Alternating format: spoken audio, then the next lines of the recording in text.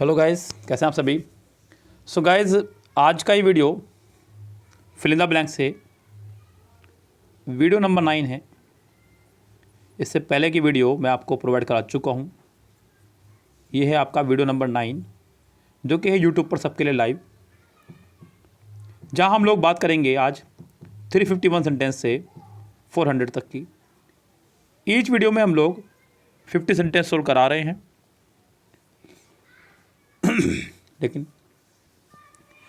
एक वीडियो में नहीं करा पाए थे, तो वीडियो नंबर 2 और 3 में हमने 50 सेंटेंस सोल्व कराए थे। इस वजह से 9 वीडियो में आपका 351 चल रहा है। सो गाइस, यहाँ पे हम लोग सेंटेंस की शुरुआत करते हैं 351 से। कह रहा है कि द फुलिश क्राउज, क्रो मतलब बच्चों पर सुना, क्रो मतलब कौवा, डैश टू सिंग, गाना शुरू कर दिया। अब बच्चों यहाँ पे एक कहानी सुनी होगी आपने कौवे की, कि उसके मुंह में एक टुकड़ा था, लोमड़ी उसको चढ़ा देती है, फिर वो गाना गाना शुरू कर देता है और मुंह से टुकड़ा गिर जाता है। तो ये कहानियाँ बच्चों पास्ट की है। The foolish crows, crow to sing, बच्चों क्रो मतलब काँव को करना, ये तो होएगा नहीं। जंप टू सिंग, कूदना शुरू कर दिया। ट्राई फर्स्ट फॉर्म होगा, ट्राइड टू सिंग, सेंटेंस को ले जाएंगे पास की भावना में और इसका आंसर होगा आपका थर्ड करेक्ट। थर्ड ऑप्शन इसका प्रॉपर आंसर होगा बच्चों, the foolish crows tried to sing. Foolish कौवे ने गाने की कोशिश करनी शुरू कर दी।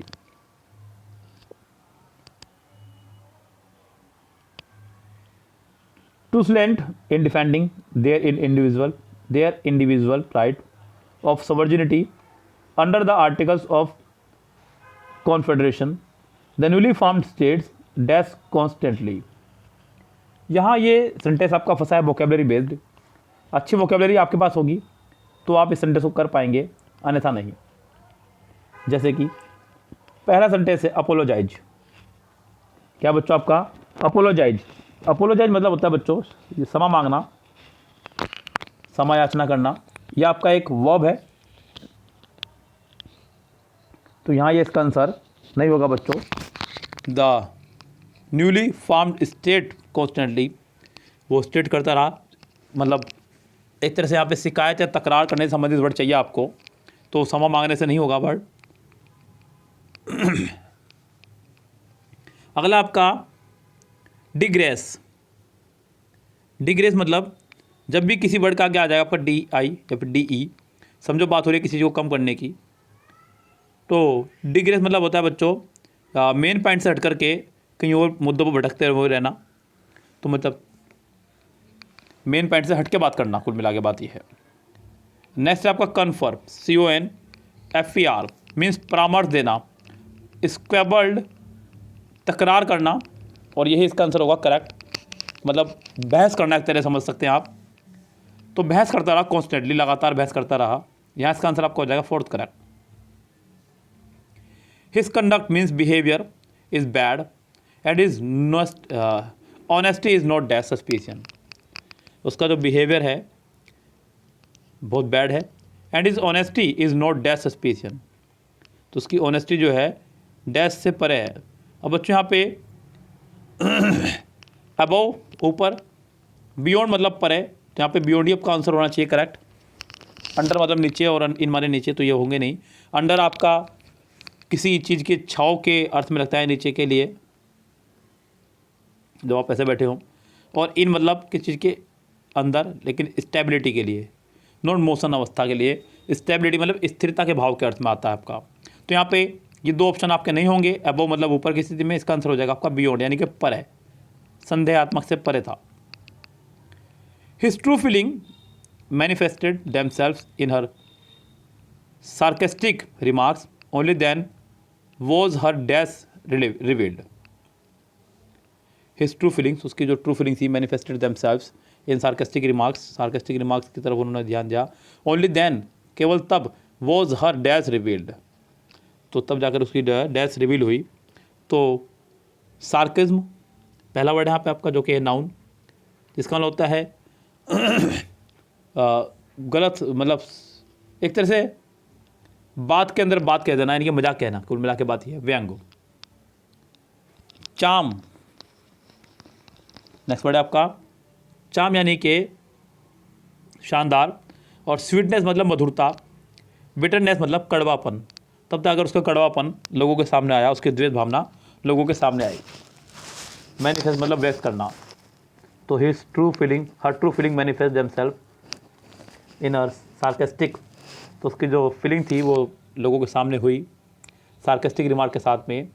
Only then was her bitterness revealed. The book provides an overview of European wines that should prove inviting to both the virtual dash and the experienced connoisseur। फिर से वोकैबुलरी बेस्ड है। पहला वर्ड आपका zealot, ZEALOT, जिसका मतलब होता है कट्टरपंथी। ग्लटन मतलब पेटू, भुक्कड़। प्रोजिगल, ये आपका पहले भी कई बार आ चुका है वर्ड, जिसका मतलब है बहुत ही कंजूस, नहीं सॉरी, हाँ अतिव्ययी, एक्स्ट्रा खर्च करने वाला, सॉरी, पैसों को बहुत तेज़ी से खर्च करने वाला। और नोवाइस मतलब नौसिखिया। तो यहाँ पे आपका आंसर हो जाएगा novice and the experienced connoisseur. तो यहाँ पे इसका आंसर हो जाएगा fourth correct.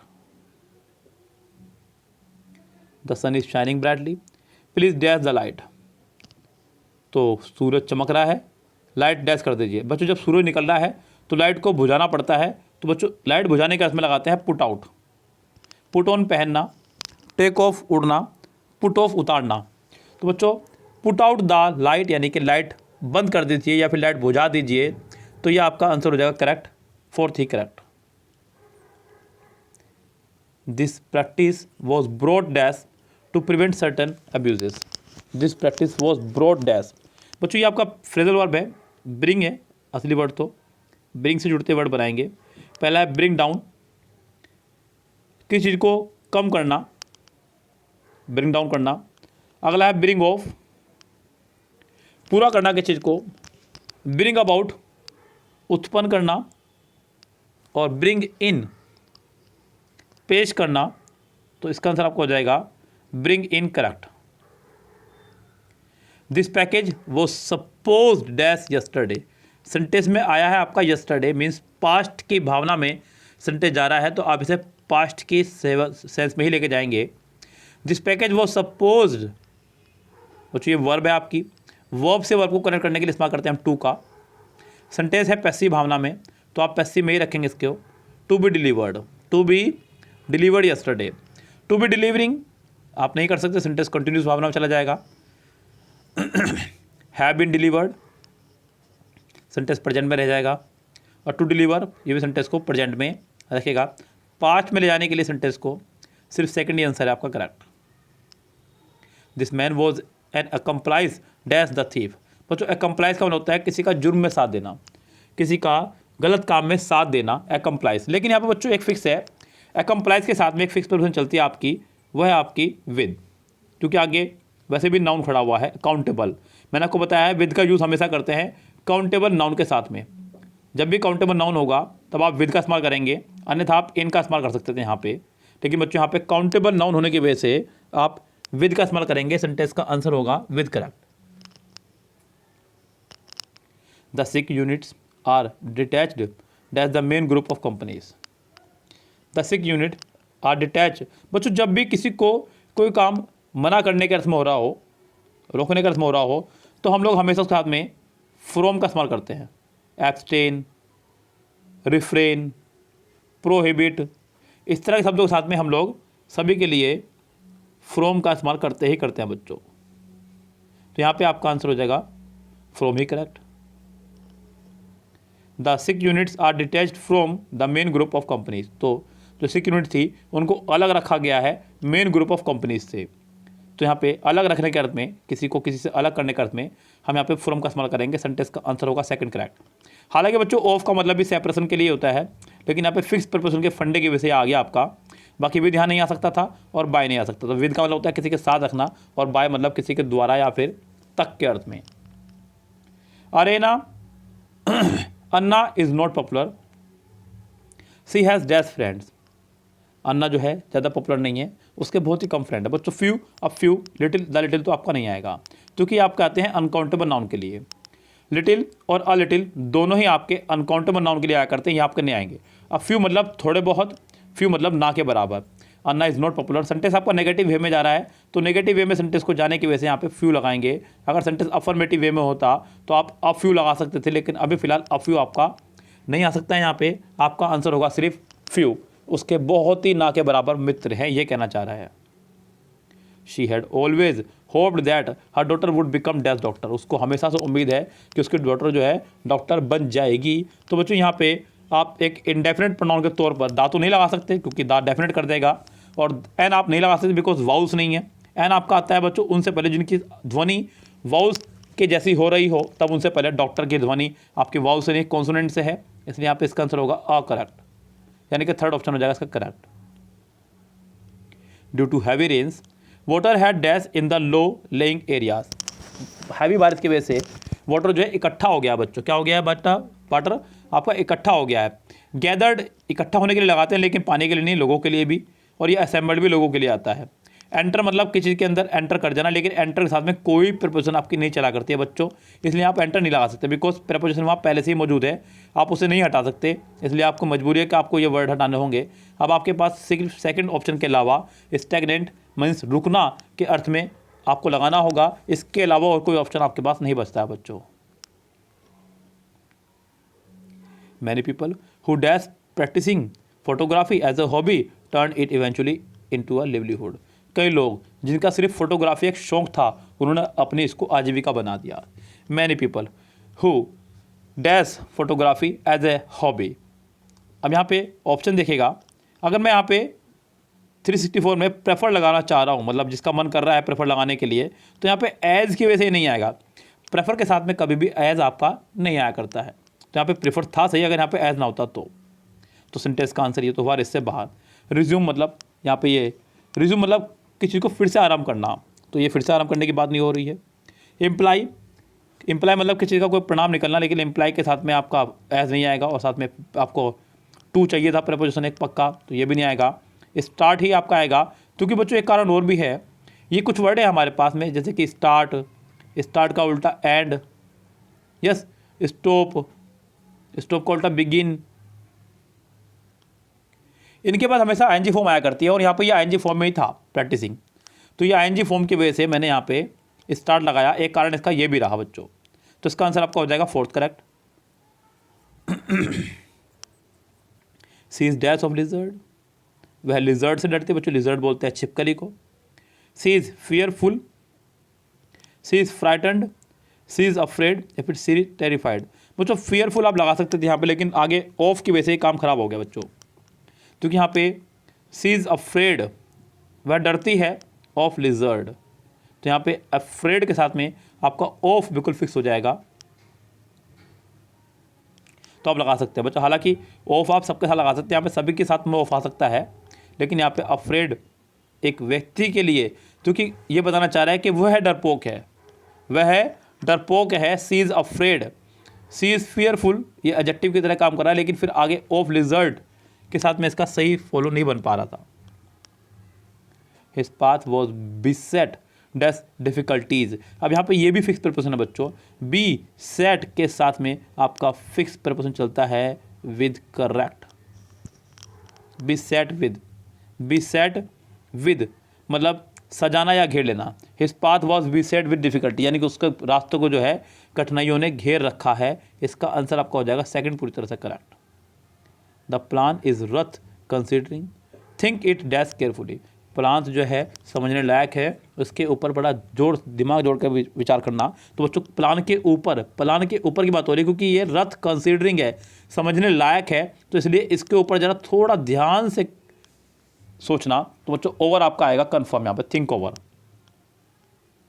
The priest was innocent dash he could not prove it, priest innocent है लेकिन वो उसको प्रूफ नहीं कर सकता, क्योंकि सेंटेंस में साफ पता चल रहा है कि विरोधाभास की भावना निकल के आ रही है, और विरोधाभास की भावना के लिए हम लोग यहाँ सेंटेंस में बट के अलावा और कुछ नहीं लगा सकते हैं बच्चों, क्योंकि सेंटेंस में एक कॉन्ट्रास्ट विरोधाभास, क्योंकि विरोधाभास भी कह रहा है कि प्रिस्ट आपका इनोसेंट है लेकिन प्रूफ नहीं कर सकता है, तो बट, यानी कि इसका आंसर आपका हो जाएगा second correct.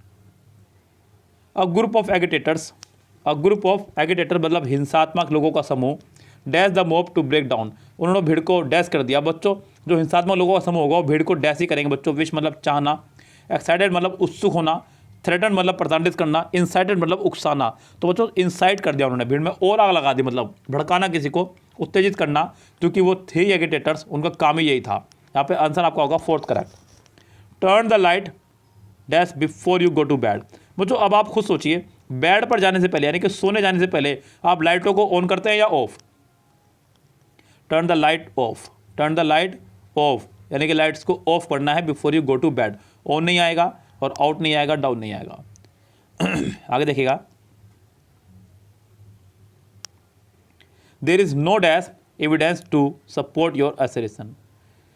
There is no dash evidence यानी कि कोई डैश एविडेंस नहीं है आपको सपोर्ट करने के लिए। फेसाइल पहला वर्ड है आपका। फेसाइल मतलब ऐसी कोई चीज़ जो कि बहुत आराम से आपको उपलब्ध हो जाए। फिक्टिडियस काल्पनिक, एक तरह से कह सकता हूँ बिल्कुल झूठा, तो ये तो आपका एक्सेल आता ही नहीं आएगा। फेसिटियस, फेसिटियस मतलब एक ऐसा व्यक्ति जिसको देख के ही हंसी आ जाए, जिसको देख के ही हंसी आ जाए। और बच्चों बड़ा प्यारा वर्ड इंग्लिश ग्रामर का, ये वोकैबुलरी में बहुत ही शानदार वर्ड है। हमारे इंग्लिश ग्रामर में 5 वाउल्स हुआ करते हैं, जैसा कि आपको पता ही होगा, AEIOU। और ये 2 वर्ड आपके ऐसे हैं, एक तो है आपका फेसिटियस FACETIOUS, दूसरा है एब्स्टेमियस। इन दोनों वर्ड्स में आपका जो वाउल्स हैं AEIOU बिल्कुल सीक्वेंस इन ऑर्डर में है, AEIOU। हालांकि ये कोई इतनी तगड़ी बात नहीं, मैंने आपको बताइए, बस वैसी नॉलेज के लिए बता दी है मैंने आपको बात, ये आप इसको याद रख सकते हैं। कई बार ऐसा होता है, कुछ मूर्ख टाइप लोग आपसे पूछ लेते हैं इस तरह के सवाल, उनको लगता है कि जब तक इस तरह के सवालों का आप उनके जवाब नहीं देंगे तब तक उनको नहीं आपको पता चल पाएगा कि आपको अंग्रेजी आती है। तो उनको ये सिर्फ बताने के लिए, हाँ आपको अंग्रेजी आती है, इस तरह के सवाल को आपको याद रखना होगा। देयर इज़ नो फेसिटियस, हालांकि फेसिटियस का आंसर नहीं है बच्चों, ये तो मैंने सिर्फ ऐसे बताया। There is no factual, there is no factual evidence यानी कि उसके पास कोई तथ्यपरक एविडेंस नहीं है, मतलब ऐसे एविडेंस जिस पे वो तथ्य यानी कि बहस कर सके। तो यानी कि इसका आंसर आपका होगा fourth correct. Throw a stone dash the fierce dog. Throw a stone मतलब मीन्स पत्थर फेंक के मारना, डैश द फायर्स डॉग। तो बच्चों स्टोन थ्रो करने के लिए आप लोग लगाएंगे टू का, सॉरी एट का स्मॉल, लेकिन यहाँ पे एट आपको ऑप्शन में पहले आंसर में ही है, तो इसका आंसर हो जाएगा आपका फर्स्ट ही करेक्ट। आगे आपको बढ़ने की जरूरत नहीं है।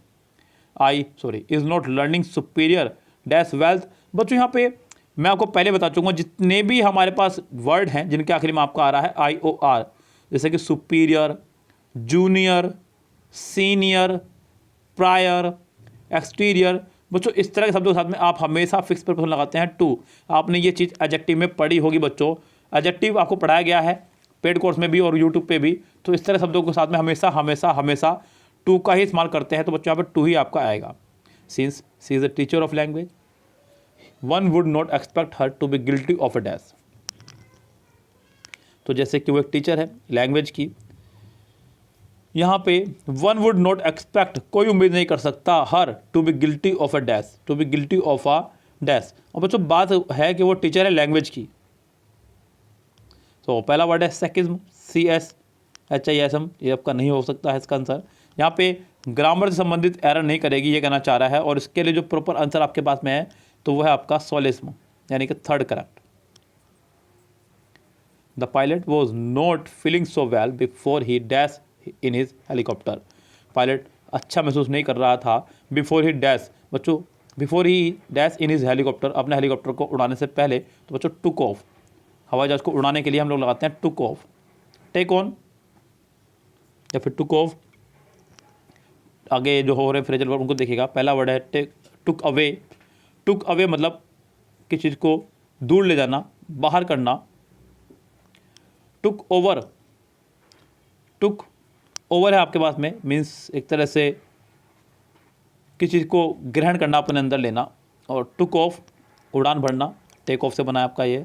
और टुक अप जो अगला फ्रेजल वर्ब है हमारे पास में, शुरू करना। तो इसका आंसर आपका हो जाएगा थर्ड ही करेक्ट। I need to buy dash a bread, a loaf of bread, a loaf bread या फिर ब्रेड्स। सो बच्चों मुझे ज़रूरत है खरीदने की। अब क्या यहाँ पे आप प्रॉपर आंसर लगा सकते हैं। अब ब्रेड, एक ब्रेड, बच्चों bread according to English grammar uncountable noun की श्रेणी में आया करता है। अब अगर ये अनकाउंटेबल नाउन की श्रेणी में है तो आप इससे पहले आर्टिकल का इस्तेमाल कम से कम नहीं कर सकते। तो ये कंफर्म है कि यहाँ पे अ ब्रेड कहना ऐसे गलत होगा। ब्रेड्स कहना भी गलत होगा, अनकाउंटेबल नाउन में आप एस या ई एस भी नहीं लगा सकते इस बच्चों। वैसे तो कायदे की बात बता दूँ बच्चों मैं आपको, ब्रेड के पीस के लिए हम लोग लोफ ऑफ का इस्तेमाल ही करते हैं, तो यहाँ पे इसका आंसर होगा सेकंड ही करेक्ट। लेकिन मैंने आपको ये भी बता दिया कि बाकी दो ऑप्शन क्यों नहीं होंगे, और तीसरा इसलिए नहीं होगा बिकॉज अ लोफ ऑफ आपका पूरा कन्फर्म है इसलिए। तो बच्चों इसका आंसर होगा आपका सेकंड ही करेक्ट। ये बच्चों आगे बढ़िएगा। Medical science has almost everything except death. Medical science में जो है हर चीज़ को डेस कर लिया है बस मृत्यु के अलावा। तो बच्चों मृत्यु को अभी तक कंट्रोल नहीं कर पाई है मेडिकल साइंस, बाकी सबको कंट्रोल कर लिया है। तो बच्चों सब पे विजय पाली है। सरेंडर मतलब हाथ खड़े कर देना, अपने आत्मसमर्पण कर देना। कंकर्ड मतलब जीतना, विजय पा लेना, हालांकि यही आंसर होगा। कंट्रोल बच्चों कंट्रोल तो नहीं किया है, बस विजय पा ली है उसके ऊपर उन्होंने। कंट्रोल का मतलब होता है कि लोगों को फिर बीमारियां हो ही ना। और क्रस मैंने कुचलना, खैर तो खैर भारी कर दो इसको। तो इसका आंसर आपका हो जाएगा कंकर्ड। सभी प्रकार की बीमारियों पर विजय पा ली है बस मृत्यु के अलावा।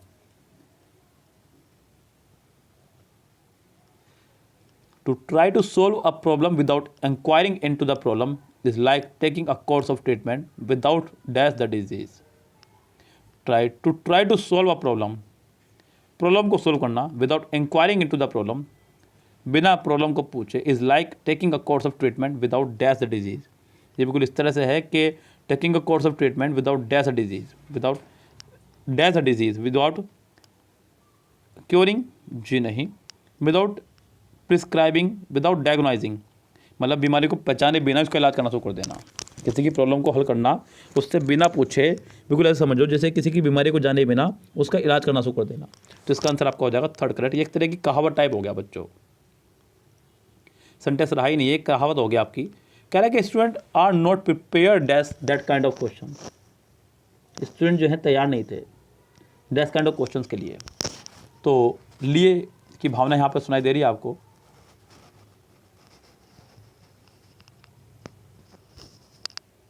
फोर, प्रिपेयर्ड फॉर, तैयार नहीं थे किसी काम के लिए, तो इसका आंसर आपका होगा third correct. Communism and socialism have always dash the sermons of economic equality. Communism और सोशलिज्म हैव ऑलवेज डैश, बच्चों हैव आ गया तो थर्ड फॉर्म आएगी, ये कन्फर्म है। आगे ऑफ भी आ रहा है, थोड़ा वो भी काम प्ले करेगा अपना। जैसे कि यहाँ पे पहला वर्ड है सैड, जी नहीं, सेंटेंस में सैड का कहीं यूज़ नहीं होगा। इंस्ट्रक्टेड निरीक्षण करना,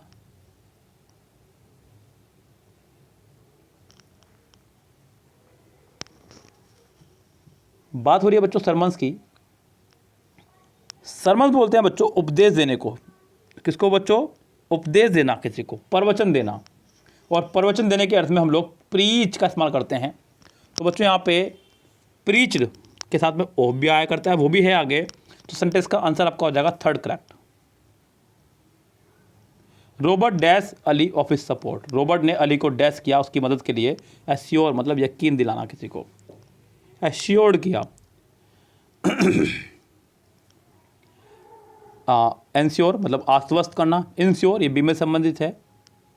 हालांकि यहाँ पे अच्छा होगा कि आप एश्योर्ड सेकंड फॉर्म वाला लगा दें बच्चों, फर्स्ट फॉर्म नहीं, क्योंकि यहाँ पे रॉबर्ट एक सिंगुलर सब्जेक्ट है और सिंगुलर सब्जेक्ट के साथ अगर वर्ब आएगी तो वो एस या एस में या फिर सेकंड फॉर्म में आएगी, फर्स्ट फॉर्म में कम से कम नहीं आ सकती। तो इसका आंसर आपका होगा फोर्थ वाला correct. The students are told to dash these words in the dictionary. Students को कहा गया इन शब्दों को डिक्शनरी में डैश करने के लिए। पहला वर्ड लुक डाउन, यानी किसी को कम समझना, नीचा समझना। लुक अप मीन्स ढूंढना। लुक इनटू जांच करना किसी चीज़ की। लुक आफ्टर देखभाल करना। तो इसका आंसर आपका होगा लुक अप, ढूंढने के लिए कहा गया। Rama took his dash for the wrong done to him. Rama ने डैश लिया अपने गलत कार्यों का, तो रामा ने जो है बच्चों बदला लिया, ये कह सकते हैं आप। अब बच्चों यहाँ पर ऑप्शन हमारे पास में है बदला लेने के लिए दो, अवेंज और रिवेंज। लेकिन दोनों में एक अंतर है बच्चों, क्योंकि यहाँ पे आया हुआ हिज। हिज है आपका पॉजिटिव एडजेक्टिव, पॉजिटिव एडजेक्टिव हमारा है हिज। और बच्चों एडजेक्टिव के बाद हमारा आया करता है नाउन। क्या आया करता है हमेशा? Noun. His father, his mother, his uncle, your father, my father, brother, इस तरह से। तो यहाँ पे आपका नाउन होना ये कन्फर्म है। अवेंज आपका एक वर्ब है और रिवेंज आपका एक नाउन, हालांकि दोनों का मतलब सेम है, बदला लेना। तो यहाँ पे अब कन्फर्म है कि इसका आंसर आपका होगा third correct. Only dash the brave deserve the dash. Only the brave, केवल बहादुर लोग, डिजर्व द डैश, फेयर माने किराया, जो कि नहीं होगा,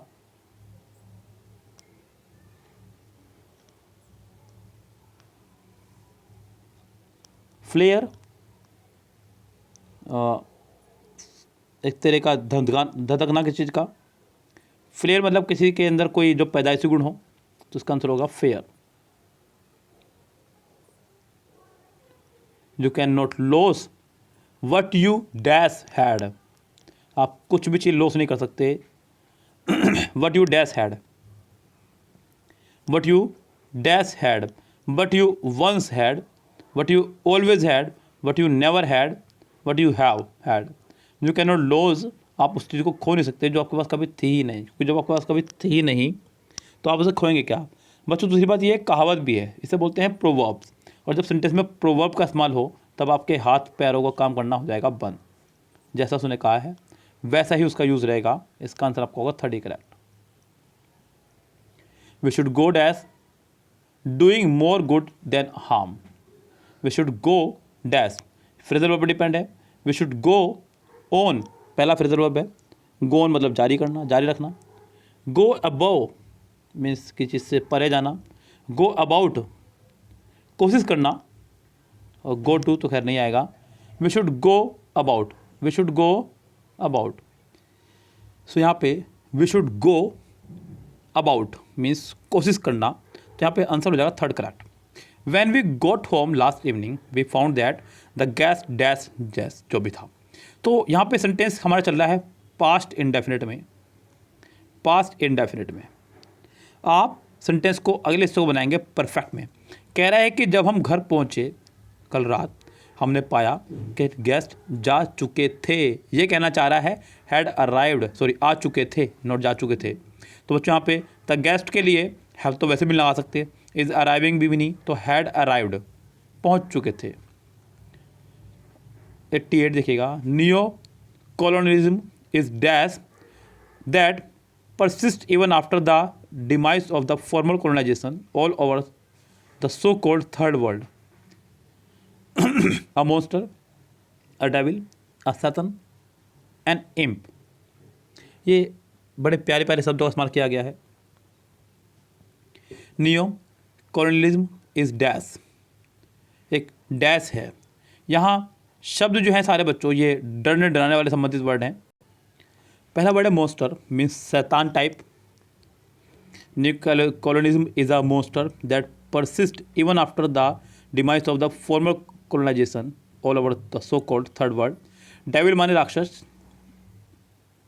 सतन ये एक प्राचीन भाषा में इस्तेमाल हुआ करता था बच्चों, एक अलग ही टाइप का राक्षस। एन इम्प मतलब राक्षसी बच्चा या बोना कोई बच्चा राक्षसी। इसका आंसर आपको हो जाएगा 1st correct, is a मोस्टर, is a devil भूत भाग करने के लिए, और सतन सिर्फ कहानी वगैरह तक के लिए सीमित है, और भूत का बच्चा ये तो खैर मतलब नहीं बैठता। The plane was dash 5 hours late, plane dash था 5 hours late. The plane was almost 5 hours late, लगभग 5 घंटे लेट था। ऑलमोस्ट का मतलब है यहाँ पे लगभग से, नियरली से। तो गाइस इसका आंसर हो जाएगा यहाँ पे 2nd correct. His dash taste and habits explain why he is in always in debt. तो उसका जो टेस्ट है और हैबिट है उससे पता चलता है कि वो कर्जे में क्यों है। थ्रिफ्टी कंजूस, बच्चों कंजूस आदमी क्यों कर्जे में होगा।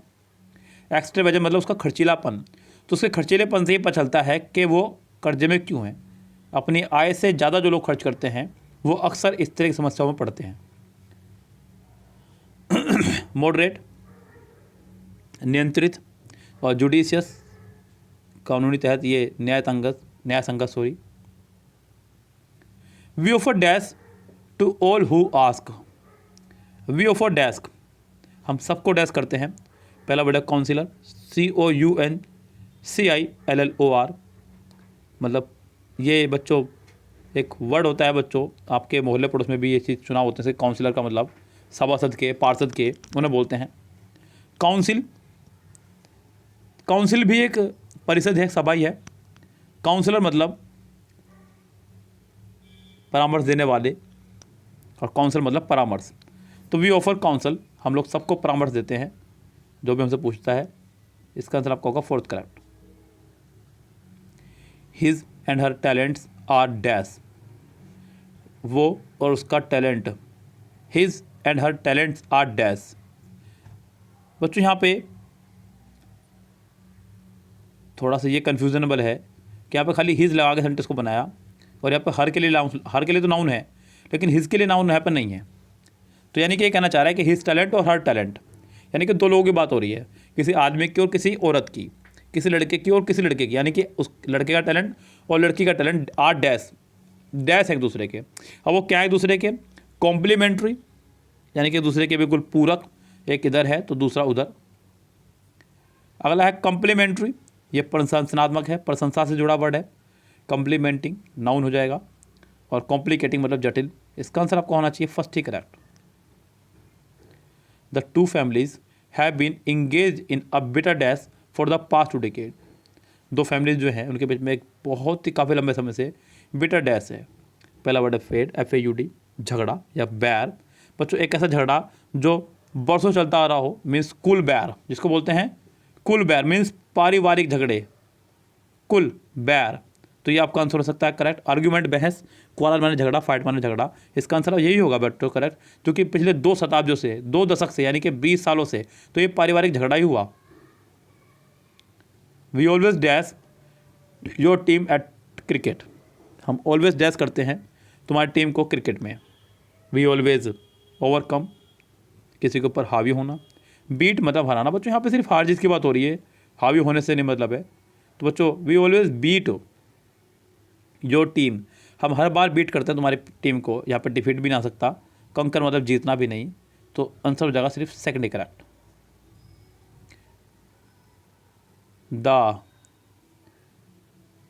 The recent dash in the size of the army is alarming. The recent dash built up, वृद्धि करना, built in banana, build up भी इसी का एक रूप है, लेकिन यहाँ पे the recent build up in the size. बच्चों बिल्ड अप हो सकता है, बिल्ड ऑन किसी चीज़ पर निर्भर होना।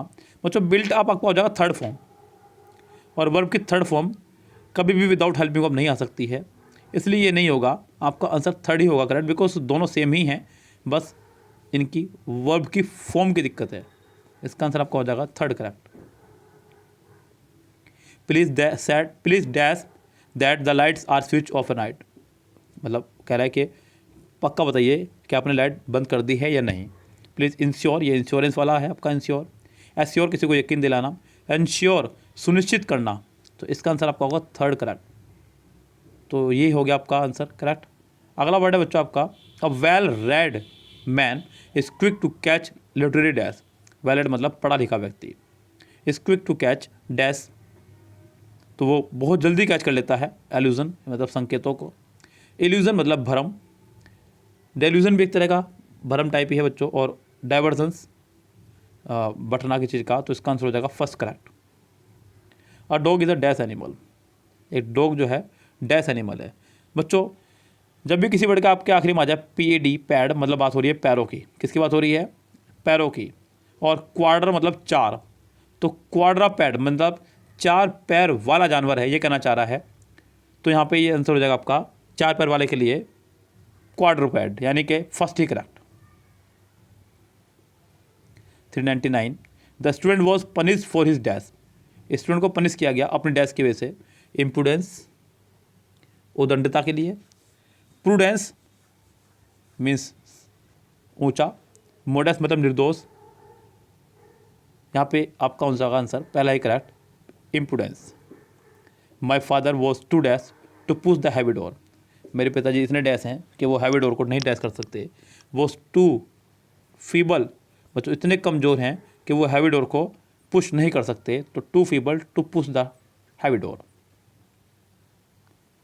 ये आपका पॉजिटिव डिग्री से एक फॉर्मूला है 2 का, जिसके साथ में हमारी हमेशा पॉजिटिव डिग्री ही आया करती है। ये आपका नेगेटिव सेंस देता है 2 इतना कि आप सोच नहीं सकते। I am too dull to pass, मैं इतना ठप हूँ कि मैं पास नहीं हो सकता। तो इस तरह से she is too weak to run, वह इतनी कमज़ोर है कि वह दौड़ नहीं सकती, इस तरह से। तो ये नेगेटिव सेंस देकर चलता है बच्चों, इसके साथ हमेशा पॉजिटिव डिग्री का ही इस्तेमाल किया जाता है। तो गाइज़ इसका आंसर हो जाएगा आपका सेकंड कलर। सो गाइज़ जैसा कि मैंने आपसे कहा था कि हम लोग ईच वीडियो में 50 सेंटेंस ही सोल्व करा रहे हैं। आज हमने 351 से 400 सेंटेंस तक उठाए और इसको सोल्व कराए। सभी के लिए थे, आप सभी के लिए। जिस किसी को भी ये कोर्स बाय करना हो वो बाय कर सकता है बच्चों। फुल कोर्स है आपका किरण का 1000 रुपीज़ में, वन टाइम पेमेंट में। सो जिसको भी बाय करना हो वो ले सकता है इस कोर्स को, और कोई भी जुड़ सकता है हमारे साथ में और अपना सिलेक्शन सुनिश्चित कर सकता है। फिलहाल गाइज आपसे लेनी होगी विदा। मिलते हैं आपसे नेक्स्ट वीडियो के साथ में, तब तक के लिए goodbye, have a nice day.